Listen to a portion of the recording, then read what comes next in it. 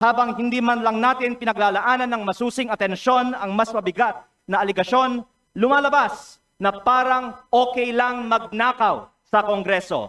Ito ang inuna ng Kongreso at parang lang walang mali sa ginagawa ng isa sa ating kasamahan at tayo mismo ay ngayon sumisira sa imahe ng Kongreso. Mahiya naman tayo. Mr. Speaker, I move to recognize the Honorable Levy to explain the vote. Honorable Leandro Leviste is hereby recognized. Distinguished colleagues, ang boto ko ay no, hindi dahil perpekto si Congressman Barzaga, pero dahil questionable para sa akin na minadali natin itong desisyon dahil ngayong hapon lang natin nakuha ang committee report na ito at si Congressman Barzaga lang ang sinampahan ng kaso ng Committee on Ethics.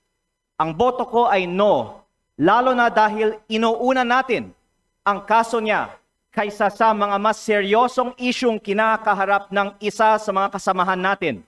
Isang kapwa kong Batanggenyo na nandito ngayon na bumoto sa kaso ni Congressman Barzaga. Hindi ba nakakahiya maging miyembro ng Kongreso dahil parang naging normal na meron tayong isang kasamahan na inakusahan na nagbayad para sa mahigit 100 billion pesos ng mga kontrata sa DPWH? Para bang tinatanggap natin na normal lang magkaroon ng kasamahan na iniugnay sa pagnanakaw ng bilyong-bilyong piso na hindi iniimbestigahan na ng Committee on Ethics, Public Works o Infracom, samantalang inuunan natin ang kaso ni Congressman Barzaga, habang hindi man lang natin pinaglalaanan ng masusing atensyon ang mas mabigat na aligasyon, lumalabas na parang okay lang magnakaw sa Kongreso.